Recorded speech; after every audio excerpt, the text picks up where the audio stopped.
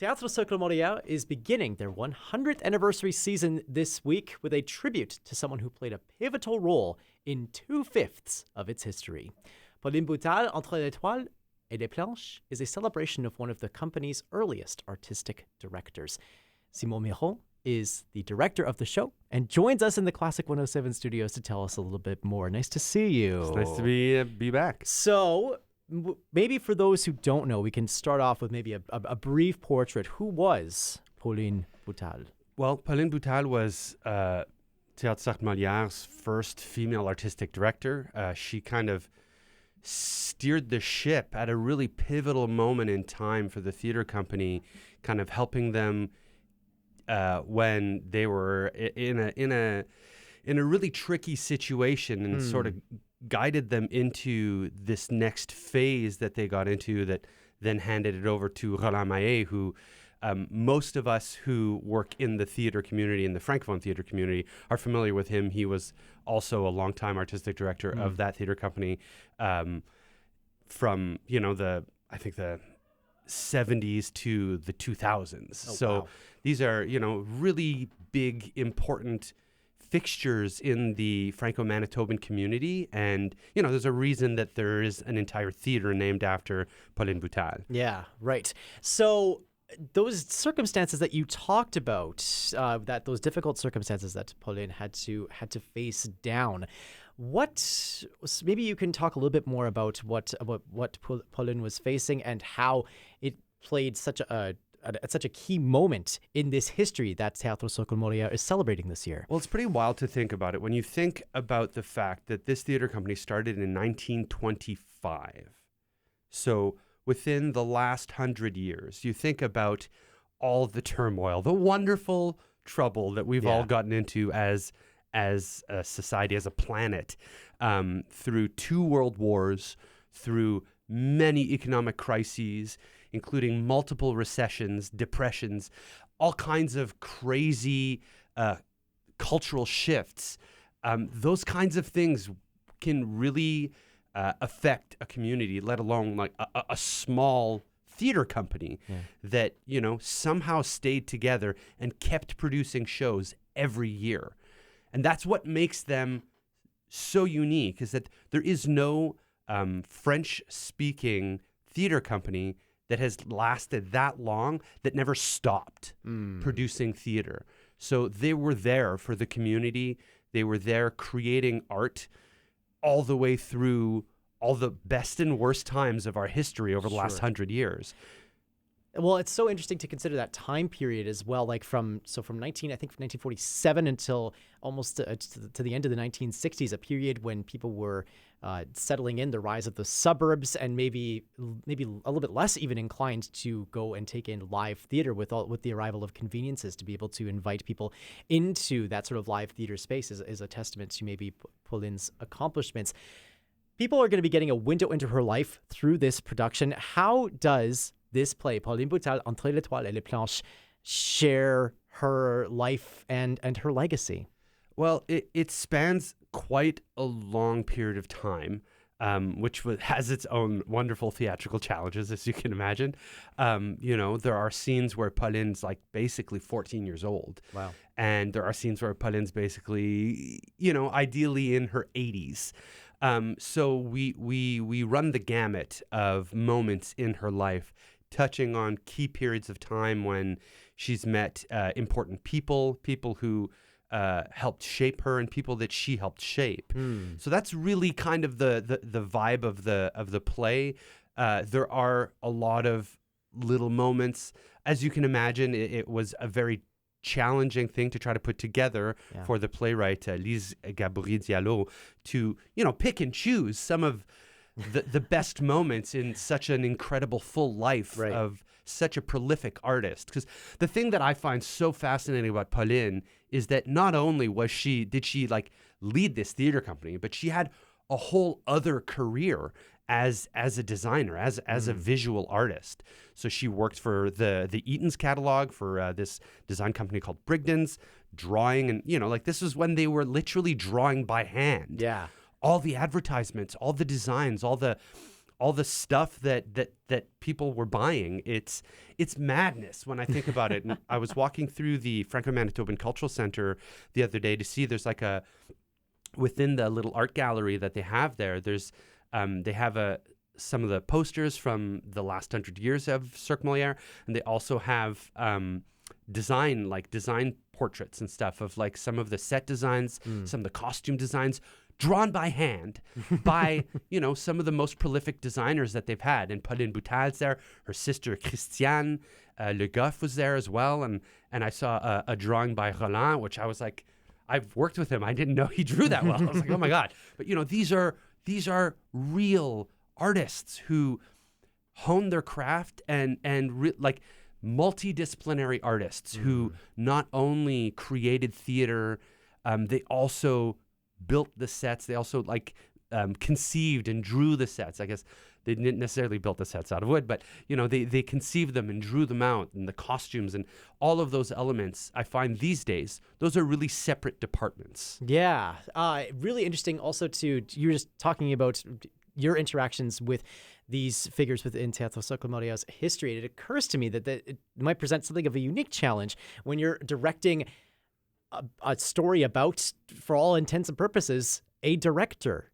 What is that like to kind of interact with this artistic vision and to channel that as you yourself then lead this story, this production? That's a great question.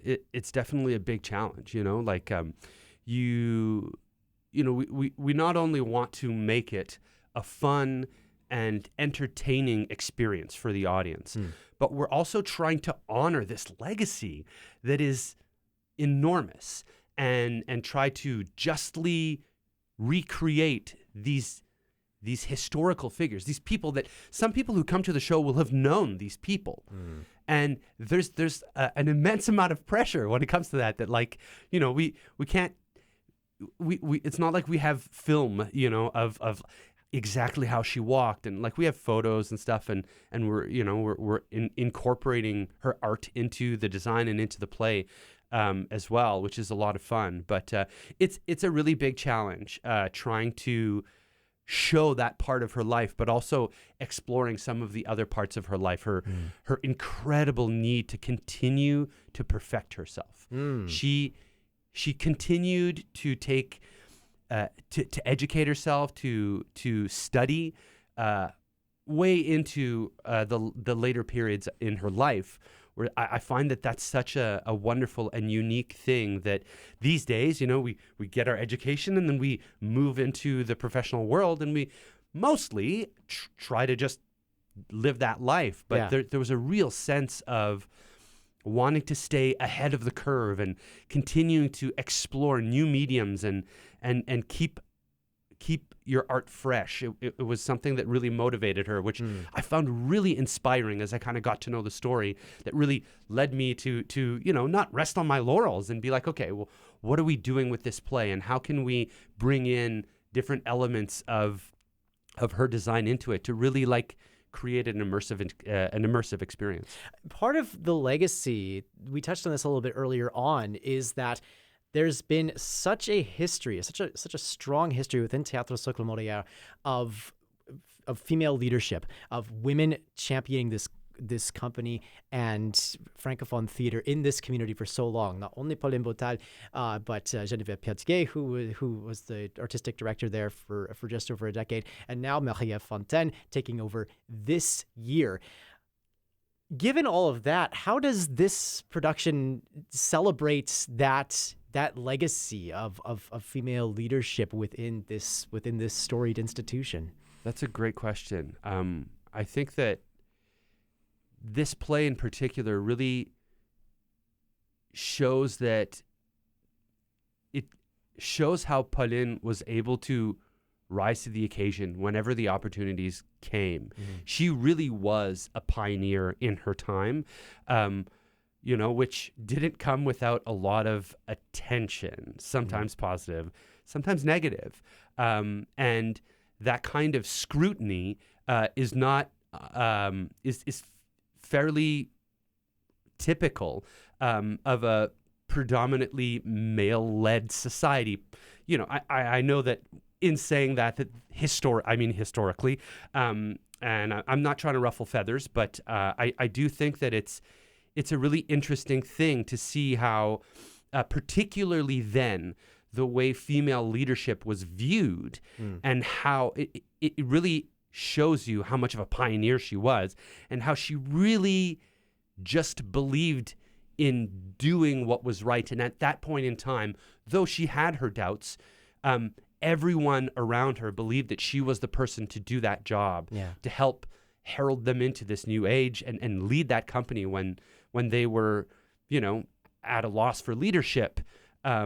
And I think that that kind of spirit really lives strongly in that theater company. And I think it's really incredibly inspiring when you look at the tenure of the artistic leadership throughout the decades, or throughout the century, I should say, of its existence, which is crazy to say out loud. And you look at these other theater companies who have done amazing, incredible work, but a lot of them have had maybe one female artistic director, maybe, and it's been recent. It's been really recent, only in the last, 5 years or so.